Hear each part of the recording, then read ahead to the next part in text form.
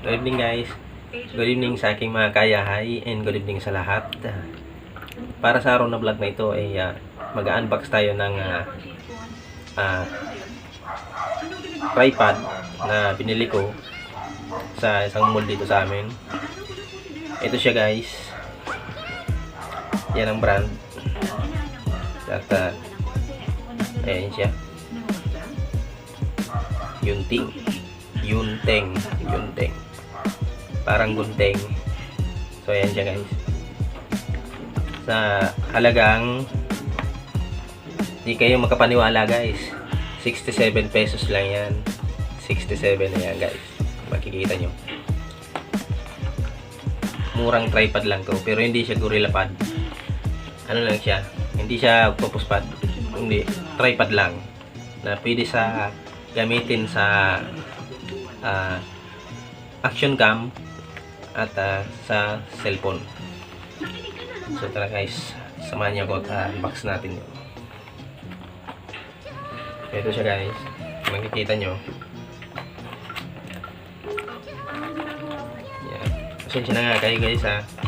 Medyo mainit eh. Pawisan na ako ngayon. So ayan siya guys ha. Lala pala. Ayan. Nakikita nyo guys. Ito yung stand nya.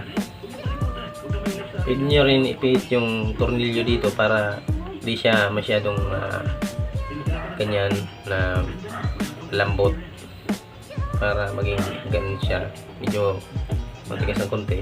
Tapos ito yung adjusted nito na pag ganun, pag pinihit nyo ganyan, tapos pwede nyo yung ganun, hindi siya maano, tapos subukan nyo ulit. Ayan. Ayan guys, nakikita nyo. Ito yung holder nya ng action cam at cellphone. Ayan. Ayan guys, pwede nyo rin i-detach ito, tanggalin ganyan. Ayan. Sa action cam, kung mayroon ng lalagyan ng action cam dito na pwedeng ganyan. So ayan, nakikita nyo guys, simple lang siya, cute, and mura. Sa lahat mura siya, 67 pesos. So yun lamang guys ang ating unbox ngayon. Tripod na 67 pesos na nabili ko dito sa mall namin. So yan guys, kung bago pa lang kayo sa aking channel, mag-subscribe na kayo at i-hit nyo ng bell notification para updated kayo lagi sa aking mga darating na videos. Yun lamang po. God bless and thank you.